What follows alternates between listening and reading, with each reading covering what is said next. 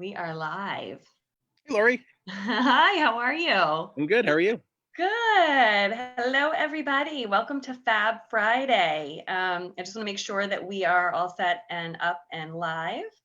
Because Facebook likes to play tricks on me, as all of you know. It's like my nemesis. So let me just make sure we're up and that you can hear us. There we are. Okay, awesome. There we go. Yes, and we have volume and all of that. All right, great. So I just want to say to everybody who is tuning in, when you join in and you join live, give us a thumbs up, give us a heart, let us know that you're here. I'd love to hear where you're from. And for anybody watching in replay, same thing, thumbs up, heart, and let me know that you're watching in replay. And if you have any questions at all during our conversation today, definitely put them in the comments. And even if you're watching in replay, I go back in and I poke around and see what questions come up for people, and we'll answer them or get back to you with an answer or shoot you over to Matt to get an answer to your question. So I am really thrilled to have Matt Harnick here with me today. Matt is a realtor and a friend who I have known and worked with for almost since the beginning of my business. He works with Keller Williams in Blue Bell, Pennsylvania. So Matt, thank you so much for being here today on Fab Friday with us. Thank you for having me. I appreciate it. And why don't you get us started? Tell us a bit about you, about your business, where you serve, who's your ideal client? Sure. Well, Matt Harnick, you know my name. Born and raised in Philadelphia. I've been living in Upper Dublin Township for a good part of my life now. I live here now as well. I serve the entire Philadelphia metropolitan area, the city of Philadelphia, the outlying 4 counties. My ideal client really runs the gamut. I mean, I work with investors buying, shells in Philadelphia or elsewhere. And then I also have a luxury arm as well. So we really pretty much cover it all. I would just say my ideal client is someone who's looking for a realtor that really gives his all. I really do put everything I have into my clients. Lori knows this, and into making their situations a priority. Finding them the right house or helping them sell the house if that's what it is. We really do strive to make every customer's and every client's experience 10 out of 10. We have a very strict code of ethics, and we also, really have. I delve into it with clients all the time, but why? I think a lot of salespeople really just tend to focus on what they do. We really try to focus on why we do it. Sort of a nod to Simon Sinek, one of my absolute heroes. That's us in a nutshell. I want to hear more about that, actually. Tell me about Simon Sinek, and why is Simon Sinek one of your heroes? So if you're familiar with Simon Sinek, he wrote a book. I'm sure you are. He wrote a book called is it Find Your Why or Start with Why? I think it's actually both, if I'm not mistaken. Yeah. And in it, he really just explains a concept that he came up with, which I think is pretty straightforward. Which, again, as I started to mention, really just talks about how a lot of salespeople are very focused on what they do. When they meet with people, they right away hit them over the head with, "Here's what I do, and I'm a realtor, and I've sold X number of houses over X number of years, and let's sell yours." Mm-hmm. And that doesn't really inspire people. What inspired me about what he says in his philosophy is to start with why. If you really get to the heart of why it is that you do what you do, people will want to work with you because of why you do it, not because of what you do. And for a long time, I've really adopted that into my philosophy as a realtor and as a customer service person, as a salesperson, to start off by telling people why I'm sitting in front of them, why I'm in real estate, why it is that I do what I do. And it's, my philosophy, we're still working on coalescing it into a nice, sentence. Yeah. But basically it's just that my goal is to help as many people as possible, and to make a difference. Wonderful. Well, people are tuning in. Hello, everybody. Catherine, Sandy, Steve. Kath says that she loves your outdoor setting, by the way. Thank you. Hello, everybody. So that is, and if for those of you who are on who have not heard of Simon Sinek, not only does he have, I think he has more than one book, but he also has some great TEDx Yes. TED Talks. Yes. He is phenomenal. And I think that is what you said is so important about the why. I think if you have a grander mission to your business, that helps because, like, as we'll talk about in a minute, it's so easy. Oh, hello, gorgeous, from Kelly Schaefer. Hello. It's really easy to lose sight of, like the whole idea of getting, hit left and right in real estate. There are ebbs and flows to the market in a good year. So if you have a greater why, a deeper level of why you do what you do, you can mentally, I think, shift and navigate through that a lot easier. Wouldn't you 100%. agree? Yeah. So Absolutely. tell me about that then. Having your driving why about helping as many people. When we got the news in March that real estate was considered non-essential in Pennsylvania, and of course across the country that wasn't the case. So our poor Pennsylvania realtors were like watching everybody else still having a party out there. What was your first, reaction beyond like, what did you begin to think about at that point? Like, so transparently, I gave myself a good minute, maybe it was closer to an hour, to really let the fear set in a little bit, because it's scary, there's no doubt about it. Yeah. And then refocused and just figured out what it is that I could do to really not only keep my business afloat and keep it top of mind in my clients' minds, and people who are going to be clients to be, and also to really sort of figure out how we could retool. And in the midst of a pandemic, when we can't be in homes, we can now, but when we couldn't be in homes, and when appraisers couldn't get into homes and inspectors couldn't get into homes, what could I do as a real estate professional with clients, and certainly my family who are depending on me? What could I do to really make a difference? And I'm very fortunate to have a lot of referral partners and connections around the country, who in areas where they were, realtors were still able to sell homes and still able to get into homes, and everything was a little more business as usual perhaps in Pennsylvania, and they still had clients moving to the area. So I really did focus a lot on clients who were moving into the area. Right away, I called a lot of my strategic partners, my inspectors, particularly my inspectors, certainly my mortgage contacts, et cetera, just to figure out who was able to still work. And then we got very, very lucky with a great team of people that I've worked with before, who were still active and still available and still able to do what they do best, combined with clients that were really hats off to a lot of my clients who really took a leap of faith. I personally, as a realtor, can't imagine buying a home having never set foot in it until the day of settlement, or even the day before settlement possibly. And we did a lot of that this winter and spring. And certainly clients that took a lot of, I guess, calculated risk in doing that, and also who believed in me as someone referred by realtors, possibly in the cities they were coming from, for example, that they trusted, and they, entrusted me as well. There were a lot of clients that I didn't meet until the day of settlement or the day before settlement at a walkthrough, for example. And that takes a lot of guts, let's face it. Yeah, it's so true. And, it's so interesting. First of all, we're getting a couple of comments over here. Somebody says, you also can be gorgeous, Matt, meaning she called me gorgeous, but she's going to call you gorgeous too. And retooling, only the brave true leaders are willing to step up. Go you. It is so true. And I think that, it's like you took action, which is another thing. Like, I noticed that as I was working through this, there were people who wanted to expand that moment of fear and let it drive the ship for probably a lot longer. And it was those people that got into action that realized things like there are buyers who are willing to not see a house in person. Like this whole idea of expand what's possible, right?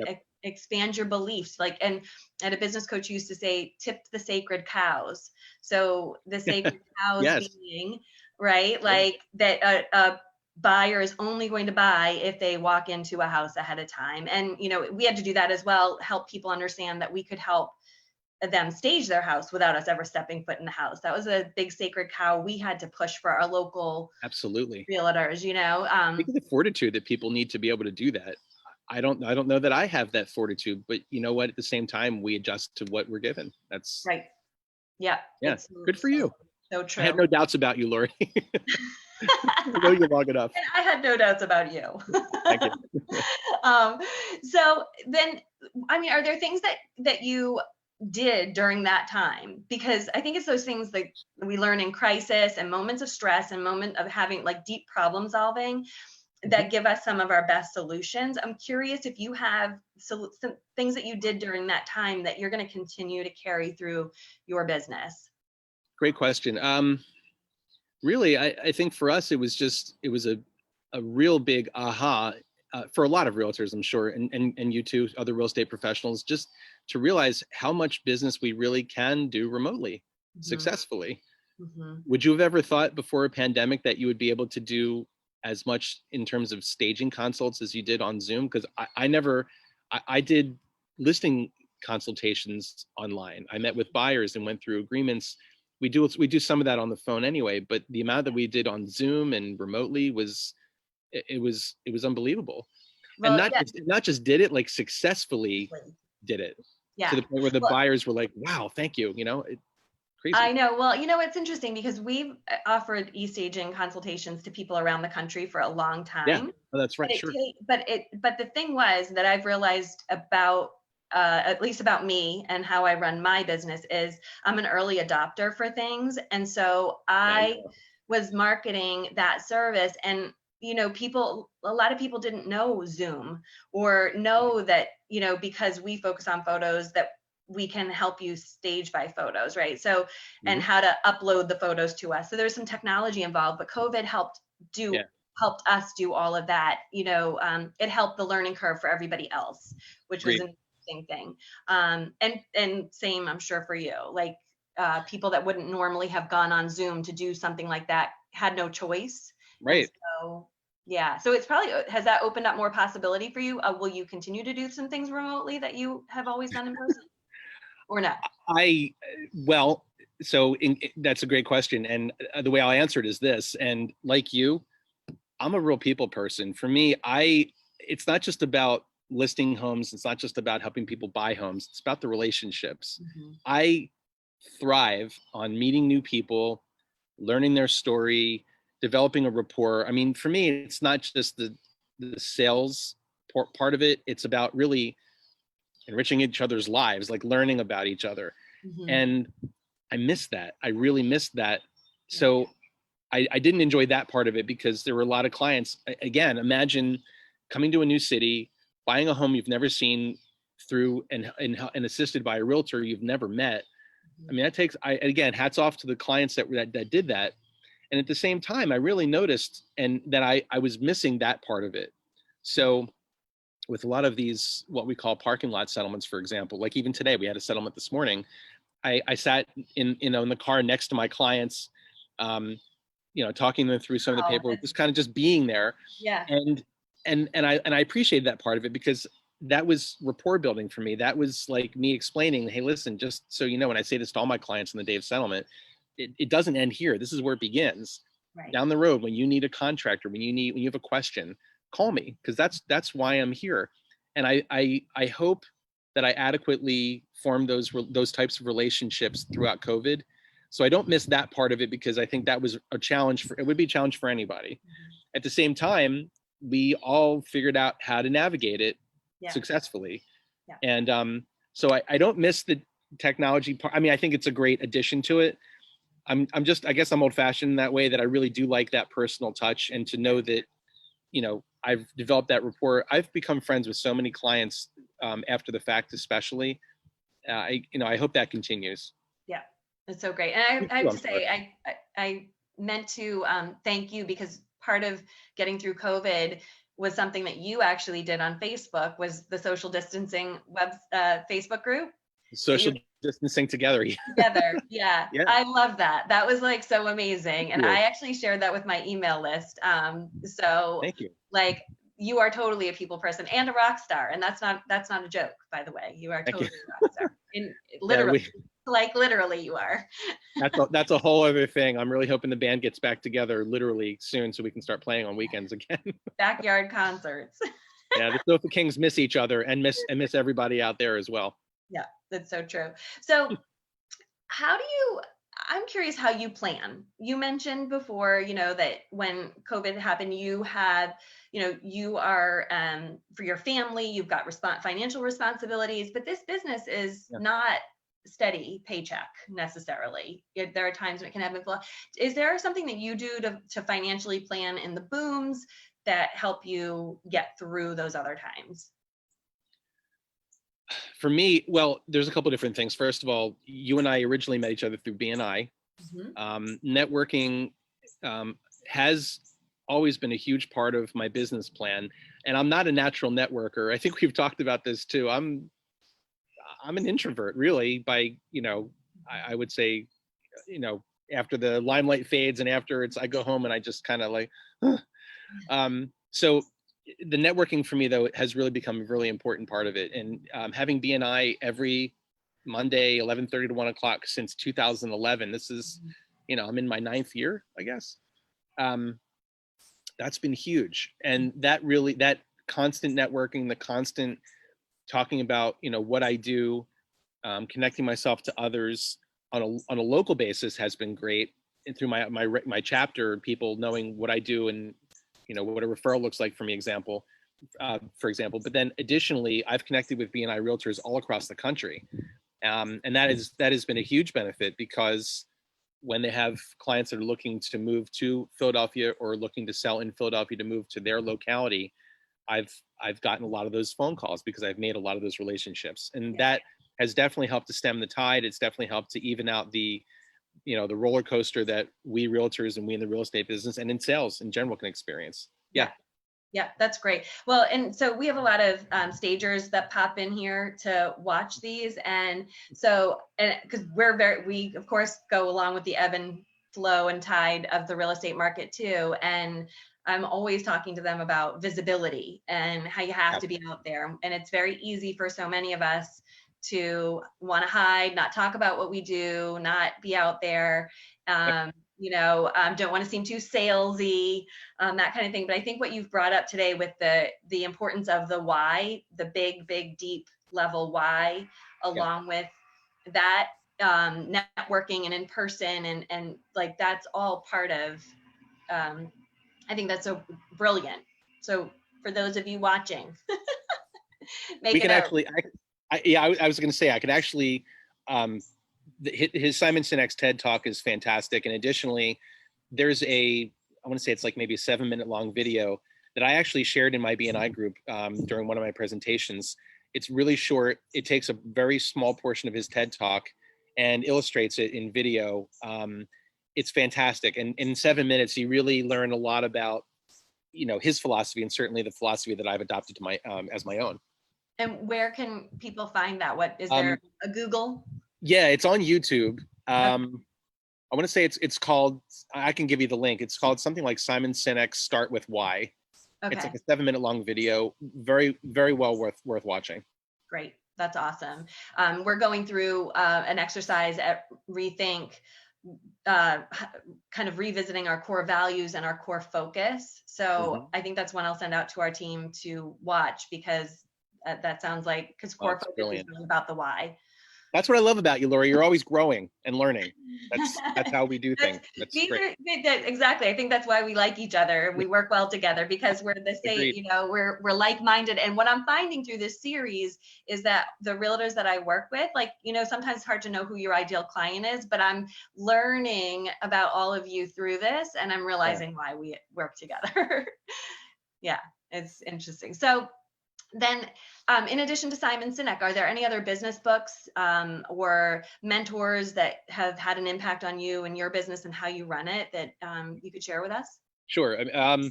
So not to get into the weeds, but Robert Kiyosaki, his series of books and certainly his philosophies have really helped to anchor me.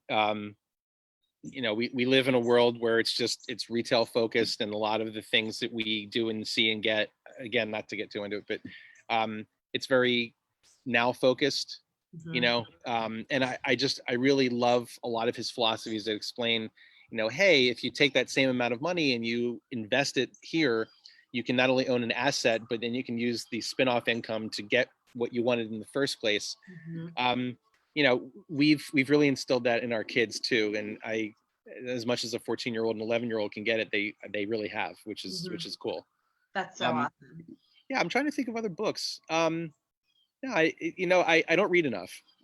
I should read a lot more. How about podcasts? Any podcasts or? There's a there's a great podcast called Think Like a CEO by Gary Keller, you know, Keller Williams fame, the originator. He's like a training guru. He's a guru. Yeah. Okay. What's Well, it Keller called? Williams has said for a long time that we're a training company that just happens to be in real estate, and it's Yeah, true. that's so true. Tell me again, Yeah. what's the Think Like a CEO? Think Like a CEO. It's Gary Keller, and I think it's Gary Keller and Jay Papasan actually. Um, well, actually, okay. So there is a book.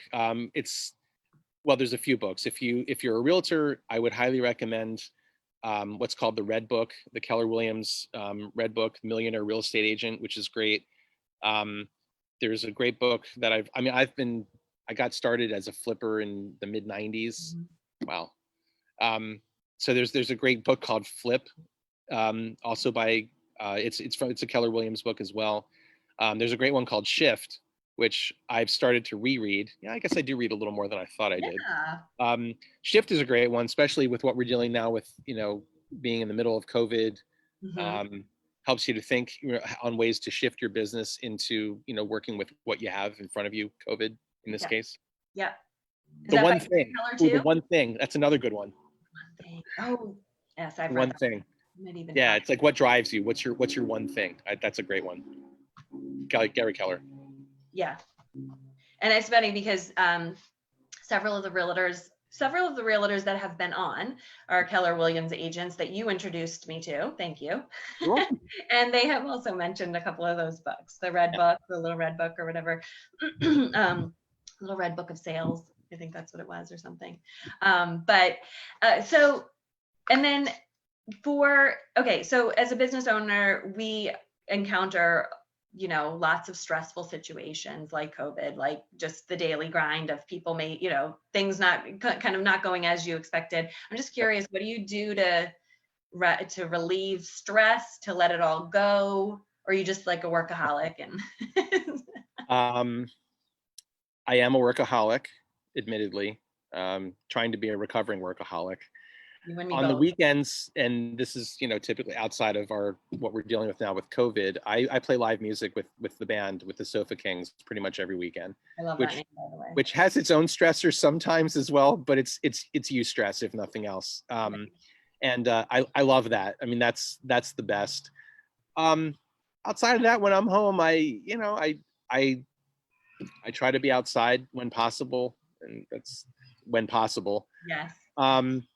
You know, I like to drive, sometimes a little faster than I probably should. But my insurance agent is watching this. You know, getting to the beach when I can, although that's also a little bit, you know, dicey this particular summer. Mm-hmm. You know, Jane and I, you know, my wife Jane and we're homebodies. You know, we love being at home. We love our kids. We love our dog. Yeah. You got a gorgeous new patio set. Yeah, thank you. I'm kind of out here now, but yeah, thank you. We're going to actually need your help because there's more coming. We have to figure out what we're going to do with it. So I'll be calling you soon. Go. Yeah. I'm good with the puzzle. Yeah. Yeah. I mean, you know what? I think that I think that rereading my my why often. I can't say every day. It's not every day, but often, and really keeping focused on the greater good about what I do, about how it can help. Mm-hmm. I think that's really important. Yeah. And you know, and if your why, if your goal, your drive is to help other people and to really, you know, do the right thing and make a difference, how can you go wrong? Right. Yep. And it keeps you focused when, I was gonna say shit's not working well, and I just said it. You know? Sometimes shit's just not working well. So sometimes it's just not. So Matt, where can people find you here in the Philadelphia area if they are looking to buy or sell, whether it be a shell or a mansion? Cell phone's the best, certainly. They can find me at my office in Blue Bell a little more often now than than back in February, March. I'm there periodically now. Um, you So know, can we put that in the post comments? Can we put your phone number? sure, yeah. My cell phone, and also, my website is going to be soon under construction. It's utilitarian. It works. But I would say just a text or a phone call is probably the best way to get me on the phone. As I said, I'm a people person, so I long for connection, however it's possible, and phone calls. It's good old fashioned phone calls. Great. We can do Zoom calls. We can do social distancing. At least 6 feet apart, just showings and stuff right now. But yeah, I'm available to help Awesome. whenever I can. We'll put Thank your you. contact information in there. Use it for good, people. Use it for good. Don't be a spam calling, robocalling Matt Harnick. Thank you so much for being on with us today. Thank you. So appreciate it. We will put Matt's contact information in the comments or the post caption, as well as those books and that podcast that you mentioned, because I think, as business owners, we're all looking for new resources to inspire us and to grow. And so I want to make sure that people see those. So thank you so much. Thank you, Lori. Take us off live. Bye, everybody. Thank you so much for being here. Thanks, everyone. Appreciate it.